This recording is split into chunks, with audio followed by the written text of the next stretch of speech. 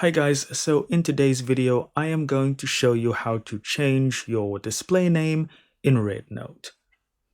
Okay, so here we are on the RedNote homepage on Explore. The first thing that you want to do is click on the little me icon at the bottom right. Now from here, you'll see a section that says Profile, and in Profile, the first option will be your name. Now, once you click in here, you'll be able to change your display name. However, there is a catch. If you, like me, have just signed up for RedNote, that'll count as changing your name. RedNote only allows you to change your name after 7 days of your last name change. So I'll get a notification here, and that is basically telling me that I need to wait my 7 days before I can change my name. So that's it. I hope you found this video helpful. Thank you so much for watching, and do consider hitting that subscribe button.